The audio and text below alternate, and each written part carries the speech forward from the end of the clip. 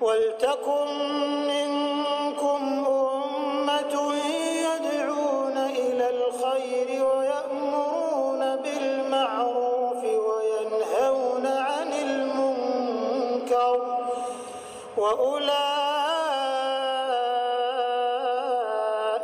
هُمُ الْمُفْلِحُونَ. Assalamualaikum warahmatullahi wabarakatuh. Innal hamdalillah nahmaduhu wa nasta'inuhu wa nastaghfiruh wa na'udzu billahi min shururi anfusina wa min sayyiati a'malina. May yahdihillahu fala mudilla lahu wa may yudlil fala hadiya lahu. Ashhadu an la ilaha illallah wahdahu la syarika lahu wa ashhadu anna Muhammadan abduhu wa rasuluh la nabiyya ba'dah. Allahumma salli ala nabiyyina Muhammadin wa ala alihi wa sahbihi wa sallim ajma'in. Amma ba'du. Puji serta syukur marilah kita panjatkan kehadirat Allah Subhanahu wa taala atas rahmat serta taufik kepada kita bersama. Pada kesempatan malam hari ini kita kembali hadir dalam majlis kajian tafsir. Mudah-mudahan Allah limpahkan keberkahan serta ilmu yang bermanfaat. Salam dan salawat mari pula kita sampaikan kepada Nabi Allah Muhammad sallallahu alaihi wasallam, keluarga, para sahabat serta seluruh umatnya hingga akhir zaman. Ayat yang ke-77 hingga ayat yang ke-78 surat Ghafir melanjutkan kajian ayat-ayat sebelumnya. A'udzu billahi minasyaitonir rajim. Fasbir inna wa'dallahi haqqun fa imma nuriyannaka ba'dal ladzi na'iduhum aw natawaffayannaka fa ilayna yurja'un. وَلَقَدْ أَرْسَلْنَا رُسُلًا مِّن قَبْلِكَ مِنْهُم مَّن قَصَصْنَا عَلَيْكَ وَمِنْهُم مَّن لَّمْ نَقْصُصْ عَلَيْكَ وَمَا كَانَ لِرَسُولٍ أَن يَأْتِيَ بِآيَةٍ إِلَّا بِإِذْنِ اللَّهِ فَإِذَا جَاءَ أَمْرُ اللَّهِ قُضِيَ بِالْحَقِّ وَخَسِرَ هُنَالِكَ الْمُبْطِلُونَ. فَاصْبِرْ إِنَّ وَعْدَ اللَّهِ حَقٌّ. Maka bersabarlah, sesungguhnya janji Allah itu benar. فَإِمَّا نُرِيَنَّكَ بَعْضَ الَّذِي نَعِدُهُمْ. Maka ada kalanya kami akan memperlihatkan kepadamu sebagian dari apa yang telah kami janjikan kepada mereka berupa siksaan dan ancaman. Au natawaffayannaka, atau kami akan mewafatkanmu. Fa ilaina yurja'un, maka kepada kami mereka akan dikembalikan. Walaqad arsalna rusulan min qablik, dan sungguh kami telah mengutus para utusan sebelummu. Minhum man qasasna alaika, di antara mereka itu ada yang kami kisahkan kepadamu. Wa minhum man lam naqsus alaik, dan di antara mereka rasul-rasul itu man lam naqsus alaik, yang belum atau tidak kami ceritakan kepadamu. Wa ma kana li rasulin ay ya'tiya bi ayatin, dan tidak ada seorang rasul pun mendatangkan satu ayat mukjizat illa biidznillah, kecuali seizin Allah. Fa idza jaa amrullah, maka apabila telah datang perkaranya Allah, qudiya bil haqq, maka akan diputuskan dengan kebenaran. Wa khasira hunalikal mubtilun, dan rugilah pada waktu itu orang-orang yang batil. Hadirin rahimakumullah, ayat 77 dan ayat 78 kalau kita simpulkan, topik utama dari dua ayat ini adalah tentang kesabaran dalam menghadapi berbagai macam tantangan dan ujian. Dan kesabaran inilah insya Allah yang menjadi kunci kemenangan. Kalau kita runut ayat ini, pada ayat-ayat sebelumnya Allah Subhanahu wa taala mengajak kepada kita untuk melihat belajar jadi dari kisah orang yang yujadiluna fi ayatillah, menantang ayat-ayat Allah, selalu mendebat ayat Allah Subhanahu wa taala. Bagaimana keadaan mereka kelak pada hari kiamat, dan juga yang mendustakan para rasulnya. Ayat-ayat setelah itu adalah ancaman. Mulai dari ayat sebelumnya di mana Allah Subhanahu wa taala akan jadikan tangan dan kaki mereka dibelenggu di leher-leher mereka, lalu mereka diseret di muka-muka mereka ke dalam neraka. Lalu pada pertemuan yang lalu Allah ancam dengan siksaan yang berupa kejiwaan, dengan dilecehkan dan dihinakan. Jadi cari yang kalian minta pertolongan kepada hamba-hambamu yang berbuat syirik, yang kau syirikkan itu. Maka kedua bentuk siksaan ini, siksaan apakah yang sifatnya fisik maupun kepribadian, ancaman Allah, hukuman bagi siapa? Orang-orang yang yujadiluna fi ayatillah. Orang-orang yang selalu mendebat, mendustakan ayat-ayat Allah Subhanahu wa taala. Dalam rangkaian ayat inilah hadirin, tentu para penegak kebenaran, mereka-mereka yang berusaha untuk menyebarluaskan kebajikan, meneruskan petunjuk-petunjuk agama ini akan merasa berat. Jadi, maka Allah perintahkan untuk kita bersabar. Jadi rangkaiannya ayat ini, kalau kita coba munasabahnya dengan ayat-ayat sebelumnya, menghadapi tipologi orang seperti itu memang tidak ada kuncinya kecuali fasbir, sabar. Maka para rasul itu orang yang paling sabar. Rasul SAW, beliau termasuk di antara ulul azmi. Fasbir kama sabara ulul azmi wala tasta'jil lahum. Bersabarlah engkau seperti sabarnya orang-orang ulul azmi atau para rasul ulul azmi. Kesabaran itulah yang menjadi perisai.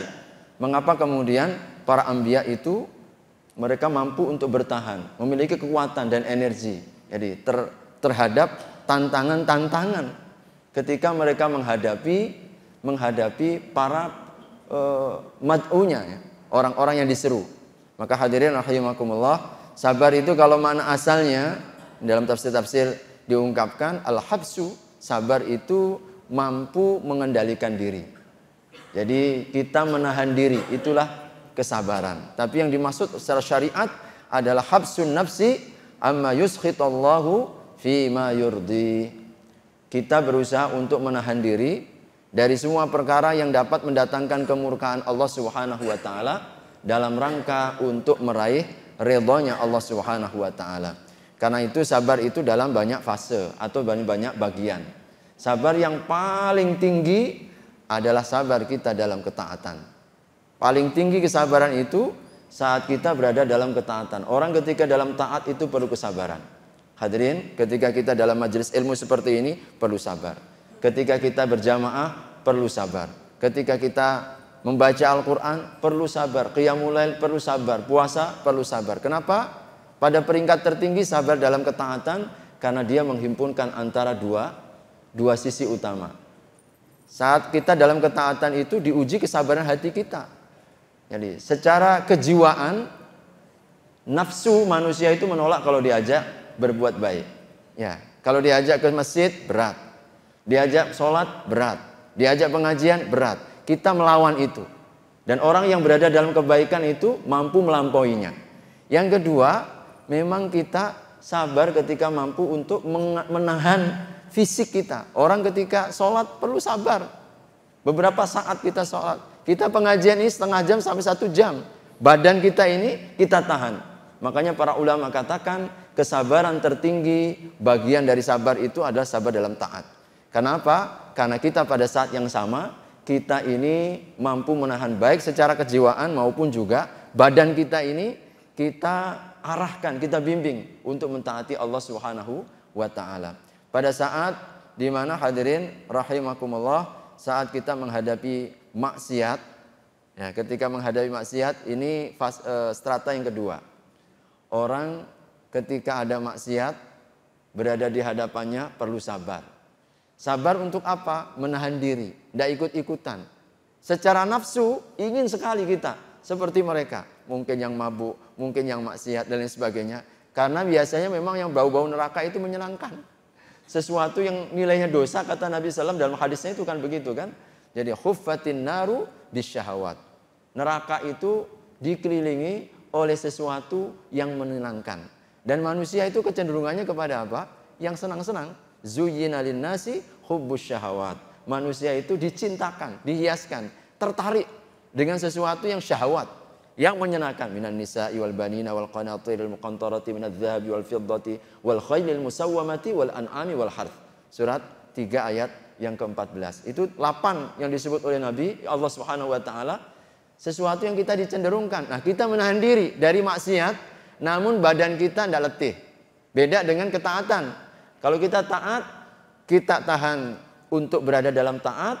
Pada saat dimana kita harus melawan hawa nafsu kita, pada saat yang sama badan kita juga letih. Letih berpuasa 12 jam nanti. Letih kita qiyamul lail. Letih kita pengajian seperti ini, badan kita terasa letih, makanya tingkatannya lebih tinggi dibandingkan tingkatan ketika orang menahan diri dari maksiat. Dia menahan dari apa? Dari kejiwaan saja, tetapi badannya tidak letih untuk melakukannya. Subhanallah. Nah, yang ketiga memang yang dimaksudkan adalah sabar ketika kita menghadapi ujian-ujian yang tidak menyenangkan.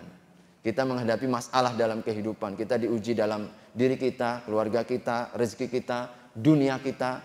Ujian seperti ini para ulama katakan ini adalah aqal, derajat paling ringan dari sebuah kesabaran. Kenapa para ulama menyebutkan derajat paling ringan itu? Kita mampu menahan diri, tahan banting saat menghadapi ujian-ujian hidup.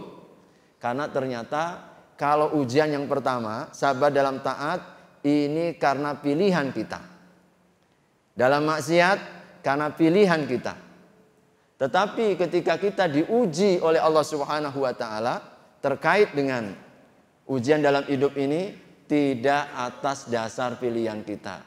Mau tidak mau, suka tidak suka, kita harus menerima itu. Allah Subhanahu wa taala takdirkan kita misalkan sakit, ya sudah. Pilihan kita kalau kita mau milih tidak sakit. Tapi memang Allah kehendaki kita sakit. Makanya karena tidak ada pilihan, tidak ada lain kecuali sabar. Nah, sabar ketika kita di luar pilihan kita, ternyata memang tidak seperti ketika kita punya pilihan dan kita sadar untuk apa? Mengendalikan itu. Kita ada pilihan antara pergi ke masjid atau kita sholat di rumah. Tapi kita kemudian lawan, datang ke masjid. Makanya atas dasar pilihan, Allah hargai itu. Allah berikan penghargaan. Ketika kita dalam maksiat, kita mau menahan diri atas pilihan kita. Tapi ketika kita sakit, atau siapa yang mau misalkan ada mungkin rumahnya entah apa, kita mengalami satu ujian dalam hidup ini, bukan atas dasar pilihan kita. Mau nggak mau, kita dengan bersabar. Maka kesabaran tingkat yang ketiga ini tingkat yang paling rendah. Hadirin rahimakumullah, termasuk dalam ketaatan ini yang Allah Subhanahu wa taala ingatkan di dalam ayat ini, sabar ketika kita menerima perintah Allah Subhanahu wa taala. Di antaranya dalam dakwah seperti para anbiya ini. Dakwah menghadapi macam-macam orang. Tidak satu tipe. Jadi yang disebut tadi dalam ayat 69-nya dan ayat 70-nya, orang yang suka yujadiluna fi ayatillah, ngeyel, keras kepala. Nah, jadi kepala batu. Sudah mereka ditampakkan ayat-ayat Allah, tetapi mereka tetap yujadil. Maka tidak ada lain kuncinya, fasbir, bersabarlah. Sabar dalam dakwah, subhanallah. Allah Subhanahu wa taala dalam surat Fussilat itu, surat 41, setelah ayat-ayat tentang usaha yang terbaik yang akan kita raih dari sebuah nilai ubudiyah di hadapan Allah adalah ketika kita mendakwahkan agama ini. Wa man ahsanu qawlan mimman da'a ila Allahi wa 'amila shalihan. Dan manakah yang lebih baik lagi? Adakah perkataan yang lebih baik dibandingkan perkataan orang yang menyeru kepada Allah? Maka ini dalil ayat di mana perkara keutamaan yang terbaik adalah ketika kita da'a ilallah, mengajak kepada Allah. Ketika kita membimbing kepada kebenaran, maka kita mendapatkan ahsan, waman ahsan. Manakah yang lebih baik lagi dibandingkan mereka yang menyeru di jalan Allah? Tapi ayat-ayat setelah itu, ternyata tidak setiap orang mampu untuk melakukan ini. Perlu kesabaran. Makanya ayat setelah wa man ahsanu qawlan mimman da'a dan berapa ayat? 2 ayat setelah itu Allah Subhanahu wa taala kemudian menegaskan wa ma yulaqqaha illal ladzina sabaru. Yang akan sanggup untuk mengembannya hanyalah mereka-mereka yang bersabar. Ya, bersabar. Sebab apa kita bersabar? Jalannya panjang. Lebih panjang dari usia manusia. Ya, subhanallah. Agama ini lebih panjang daripada kita. Sedikit orang yang mau berjalan di atas jalan agama ini. Siapa yang mau jadi penyeru agama Allah? Tidak banyak. Sedikit orang yang mampu bertahan, mau ngajakin orang dalam kebaikan itu, tidak banyak orang. Sedikit sekali. Mereka yang di sana. Sudahlah sedikit, Masya Allah. Kadang-kadang kalau yang bau-bau agama ini kurang menarik. Memang nggak menarik. Karena apa? Tidak menjanjikan apa-apa. Betul, beda kalau dengan kursi, ya, beda kalau dengan jabatan, ya, rebutan. Ya, makanya hadirin seringkali mohon maaf ya di masyarakat kita ini kan kadang-kadang mohon maaf hal-hal yang berbau agama itu kira-kira nomor sekian. Kalau yang lain-lain nggak masuk adalah anak pesantren ya. Masukkan pesantren. Jadi pesantren itu istilahnya pembuangan anak. Masuk ke sini nggak bisa, masuk ke sini baru masuklah pesantren. Masya Allah. Ini kadang-kadang yang bau agama itu sesuatu yang ya tidak dianggap sama sekali. Kurang mendapatkan prioritas. Sedikit orang yang mau menjalankannya. Karena memang tidak menjanjikan. Subhanallah. Karenanya hadirin rahimakumullah. Ini perlu kesabaran. Rasulullah SAW secara khusus di dalam ayat ini diberikan oleh Allah Subhanahu wa taala kekuatan. Sabar. Itu kuncinya. Kalau engkau ingin diberikan oleh Allah Subhanahu wa taala kemenangan. Bagaimana cara kita bersabar? Allah memberikan kiatnya. Kiat agar kita bersabar kepada Allah di dalam ayat ini adalah inna wa'dallahi haqqun. Inna wa'dallahi haqqun. Sesungguhnya janji Allah itu benar. Hadirin, salah satu kekuatan sumber energi kesabaran kita itu adalah yakin akan janji Allah. Orang yang yakin janji Allah, dia akan bersabar. Orang yang yakin akan jaminan-jaminan Allah, dia mampu bertahan. Dia yakin dalam kesabarannya, meskipun dicela, meskipun diancam-ancam, meskipun dia mendapatkan tantangan yang begitu luar biasa, bahkan nyawa pun siap untuk dikorbankan. Karena apa? Yakinnya kepada janji Allah. Maka orang yang yakin dengan janji Allah bisa bersabar. Maka Allah sampaikan dalam ayat ini, fasbir inna wa'dallahi haq. Sesungguhnya janji Allah, jaminan Allah adalah hakun, sesuatu yang benar. Makanya Nabi SAW dalam bacaan doa iftitah beliau yang sering beliau baca di waktu malam. Qiyamul Lail itu adalah saat paling hening, saat paling sunyi, betul-betul hadir. Makanya Allah Subhanahu wa taala salah satu rahasia kenapa wajibkan Nabi dan bahkan juga awal-awal setahun lebih ya, adalah karena di dalam Qiyamul Lail itu sesuatu yang Allah Subhanahu wa taala sebutkan qumil laila illa qalila nisfahu aw inqus minhu qalila aw zid alaihi warattilil qur'ana tartila inna sanulqi alaika qawlan thaqila inna nashi'atal lail hiya ashaddu wat'a. Hiya ashaddu wat'a. Sesungguhnya kesunyian, nashi'atal lail, kegelapan malam, sunyinya malam. Saat kita kemudian bermunajat kepada Allah, kita berdoa kepada Allah, kita sholat malam, hiya ashaddu wat'a, akan memberikan hunjaman yang kuat, kekuatan batin.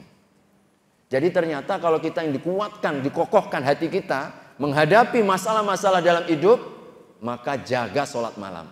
Itulah mengapa Nabi diwajibkan selama setahun sebelum sholat 5 waktu itu, kewajibannya adalah qiyamul lail. Dan itu ayat-ayat di awal-awal Nabi SAW ketika di kota Mekah. Doanya Nabi apa? Doa iftitah beliau itu luar biasa. Allahumma lakal hamdu anta fatirus samawati wal ard, walakal hamdu anta qayyimus samawati wal ard, walakal hamdu anta, ya Allah, fatirus samawati wal ard. Engkau lah yang menciptakan langit dan juga bumi. Engkau yang kemudian menegakkan langit dan bumi. Antal haq, engkau adalah kebenaran. Wa wa'dukal haq, janjimu adalah kebenaran. Wal jannatu haq, surga adalah hak. Wan naru haq, wan nabiyuna haq, Was-sa'atu haq wal hisabu haq. Semuanya disebut oleh Nabi. Ya Allah, janjimu benar, surgamu benar, nerakamu benar, para anbiya benar, rasul-rasul benar, hisab itu adalah benar. Ditanamkan di dalam hati keyakinan akan kebenaran ini. Bagaimana kemudian beliau tidak bersabar? Sebab apa? Ternyata ini sumber kekuatan kita. Maka hadirin rahimakumullah, kalau kita ingin dikuatkan dalam kesabaran, maka yakinkan kita, fahami dengan betul, tanamkan, resapi jaminan-jaminan Allah dalam setiap apa yang kita lakukan. Orang yang mampu bertahan untuk misalkan thalabul ilmi seperti ini, bertahan mereka untuk terus belajar meskipun kita terasa letih, terasa capek. Banyak orang nggak bisa thalabul ilmi seperti ini, alasannya apa? Sudah sibuk Pak Ustadz, dari jam 7 pagi sampai jam 5 sore. Mana mampu lagi kita bertahan. Tapi kalau nonton di depan televisi mampu 2 jam. Ya, nggak ada kesibukan, nggak ada alasan saya sibuk Pak Ustadz, nggak bisa nonton TV. Giliran ini sama-sama kita duduk juga, tapi kenapa nonton bola jam 2 dibela-belain? Nah, ini berarti ada masalah. Hadirin, hanya orang-orang yang menyadari janji Allah, orang yang datang ke masjid dalam rangka untuk thalabul ilm, insya Allah orang yang berangkat ke masjid taklim, pertama dijamin Allah dengan surganya, dimudahkan oleh Allah. Man salaka tariqan yaltamisu fi ilman sahalallahu tariqahu ilal jannah. Orang yang berada di majlis taklim, apalagi maghrib sampai isya, kita dicatat oleh Allah dalam sholat selama kita tidak berhadas. Hadis sahih. Orang yang ketika belajar di masjid 1-2 ayat, Nabi pernah sampaikan, apakah kalian pernah datang dari pasar Bathan dan pasar Aqiq? Pasar yang paling terkenal di zaman Nabi. Kalau kita sekarang mungkin Flamboyan atau mesti pasar Kemuning dan sebagainya. Kalau pulang dari pasar Flamboyan, misal begitu, tapi di situ disebutkan pasar Aqiq dan Bathan, kau bawa onta merah. Onta merah itu harta paling prestise ya, paling berharga pada zaman Nabi. Mungkin pulang bawa Mercedes Benz atau apa begitu ya. Onta merah. Senangkah kau? Suka ya Rasulullah. Maka Nabi mengatakan, engkau datang ke masjid, lalu engkau pelajari 1 ayat. Engkau baca 1 ayat dan engkau pelajari 1 ayat itu, lebih baik daripada 1 ekor onta merah. Kalau 2 ayat yang kau baca, 2 onta merah. 3 ayat yang kau baca, 3 onta merah. Subhanallah. Hadirin rahimakumullah, itu Nabi memberikan dorongan yang luar biasa. Tetapi memang pahala ini sesuatu yang perkara yang gaib. Orang yang yakin ini yang bisa bertahan. Ada majelis taklim, dia datang. Ada majelis ilmu, dia tidak akan absen di sana. Karena apa? Keutamaan. Jadi karena apa? Janji tadi. Maka mengapa orang nggak bisa istiqomah, nggak bisa sabar? Karena motivasinya kurang. Nah, jadi niatnya ini lemah. Kenapa niat itu lemah? Bahan bakarnya kurang. Apa yang buat kita bahan bakar? Yakin dengan petunjuk Allah. Karenanya kemudian kita ada namanya kitab At-Targhib wat Tarhib. Motivasi dan ancaman. Ya, motivasi dan ancaman. Kita perlu seperti itu. Karena apa? Ternyata kunci orang bisa bersabar yakin dengan janji Allah. Maka hadirin rahimakumullah, di dalam ayat ini perintah kita untuk bersabar. Yang kedua, Allah Subhanahu wa taala meyakinkan kepada kita dengan kalimat penguat inna, bahwasanya janji Allah itu adalah kebenaran. Janji tentang apa? Bahwasanya hadirin rahimakumullah, di dalam ayat ini kebenaran apa yang kita sampaikan maupun juga ancaman bagi orang yang menyelisih kebenaran itu. Fa imma nuriyannaka ba'dal ladzina na'iduhum aw natawaffayannak. Fa imma nuriyannaka ba'dal ladzina na'iduhum, boleh jadi janji itu akan Allah tampakkan pada saat engkau masih hidup. Au natawaffayannaka, atau mungkin janji itu nanti belum tampak ketika engkau masih hidup, engkau sudah meninggal. Itu dalam apa? Dalam kehendak Allah Subhanahu wa taala. Maka hadirin rahimakumullah, ayat ini para ulama di tafsir mengatakan ancaman.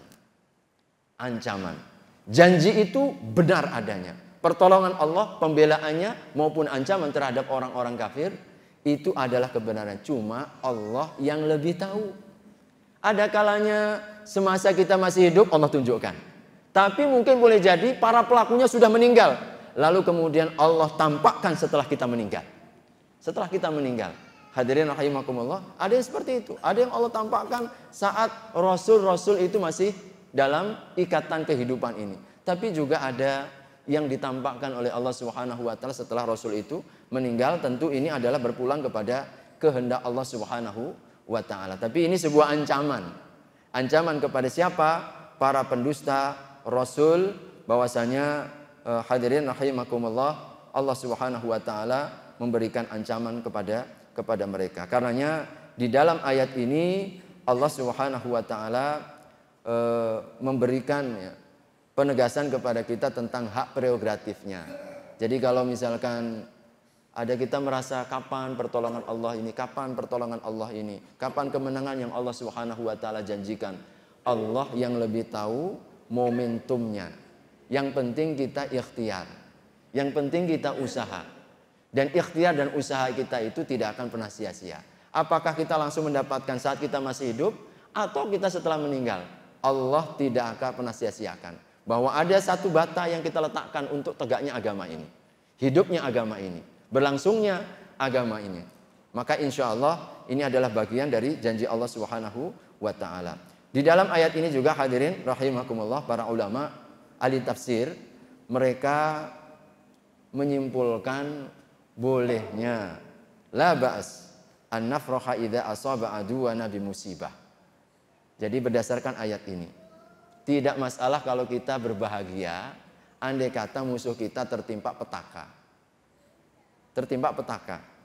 Orang yang suka musuhi kita, orang yang kemudian suka mungkin menzolimi kaum muslimin, lalu kemudian ditimpakan musibah kepada mereka, bolehkah kita berbahagia? Boleh. Berdasarkan ayat ini. Fa imma nuriyannaka ba'dal ladzi na'iduhum, ada kalanya kami akan perlihatkan kepadamu ancaman Allah kepada mereka itu saat engkau masih hidup atau setelah engkau meninggal. Maka kita boleh berbahagia saat apa? Saat kita melihat yang suka musuhi Islam, yang suka menzalimi kaum muslimin, lalu timpakan musibah kepada mereka. Sebagai apa? Wa yashfi sudura qaumin mu'minin dalam surat At-Taubah. Untuk apa? Memberikan hiburan. Jadi terapi. Kadang agar kita ini enggak putus asa.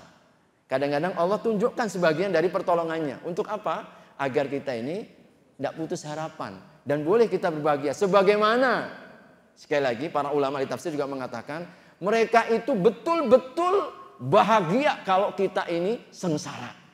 Maka sepadan para ulama mengatakan begitu. Kalau kita berbahagia ketika mereka susah, karena mereka suka menyusahkan kita, kita pun boleh berbahagia. Selalunya mereka begitu, suka sekali, bahagia sekali kalau kaum muslim ini hina, rendah, kemudian dizolimi dan sebagainya.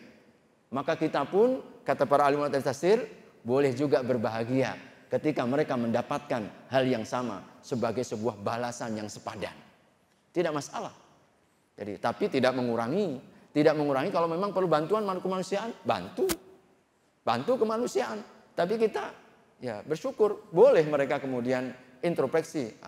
Ini bagian dari cara Allah Subhanahu wa taala. Hadirin rahimakumullah, maka oleh karenanya kemudian di dalam ayat ini juga Allah menegaskan tentang kembalinya setiap makhluk kepada Allah, tsumma ilaina yurja'un. Kepadanya kita akan dikembalikan Allah Subhanahu wa taala. Karenanya hadirin rahimakumullah, seorang ulama berdasarkan ayat ini pernah memberikan komentar, isbir an ma'asillah wa ala ta'atillah wa ala aqdarillah fal faraju qarib fasbir inna wa'dallahi haq. Sabarlah kita dalam maksiat, sabar kita dalam menjaga ketaatan, sabar kita dalam menghadapi berbagai macam tantangan dalam hidup. Yakinlah, kenapa? Karena sesungguhnya janji Allah adalah dekat. Pertolongan Allah adalah dekat. Jadi kemudahan yang hendak Allah janjikan adalah dekat. Maka ayat ini adalah spirit bagi kita. Kalau kita menghadapi sesuatu, maka baca ayat ini dalam rangka apa? Menghibur kita. Tahan, sabar, sabar. Karena sabar itu tidak ada batasnya. Makanya bahasanya pun apa dalam ayatnya? Fasbir ya ayyuhalladzina amanu isbiru wasabiru. Di akhir surat Al-Imran. Ya ayyuhalladzina amanu isbiru wasabiru. Hai orang-orang yang beriman, bersabarlah. Wasabiru, musabarah itu artinya adalah kesabaran yang berlipat-lipat. Jadi tidak ada batasnya. Hadirin, ayat ini juga oleh para ulama ahli tafsir. Jadi yang suka meneliti tentang angka ternyata juga menjadi mukjizat. Mukjizat angka. Al-Quran itu subhanallah, ada sebagian ahli tafsir yang mencoba untuk meneliti tentang angka-angka. Tidak ada yang sia-sia. Apa angka dalam ayat ini? Hadirin rahimakumullah, ada 3 kata yang sama ya, yang saya beri warna yang berbeda, warna biru itu. Au natawaffayannaka, au natawaffayannaka, au natawaffayannaka. Atau kami akan mewafatkanmu, atau kami akan mewafatkanmu, atau kami akan mewafatkanmu. 3 buah ayat di 3 ayat yang berbeda dan surat yang berbeda menunjukkan isyarat Allah akan mewafatkan Nabi. Au natawaffayannaka, atau kami akan mewafatkanmu, atau kami akan mewafatkanmu, atau kami akan mewafatkanmu. Dalam 3 buah ayat di 3 surat yang berbeda.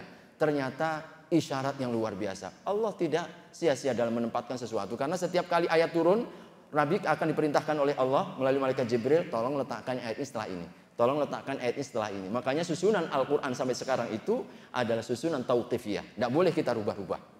Sudah, itu memang tauqifiyah seperti itu. Nggak boleh kita rubah kemudian kita majukan atau kita mundurkan. Semuanya atas perintah Nabi SAW. Dan hadirin, perhatikan Nabi usianya berapa? 63 tahun. Perhatikan letak ayat-ayat ini. Ternyata ayat yang pertama yang menunjukkan tentang kami akan mewafatkanmu hampir mirip. Allah letakkan di surat 13 ayat yang ke-40. Surat 13 atau sebelumnya berarti surat yang ke-10. Ini kalau kita susunannya. Surat yang ke-10, surat Yunus.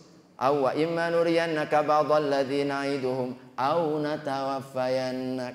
Boleh jadi aku akan perlihatkan kepadamu apa ancaman yang kami telah ancamkan itu, atau kami akan mewafatkanmu. Surat 10 ayat 46. Kemudian diletakkan yang kedua, surat 13, surat Ar-Ra'd.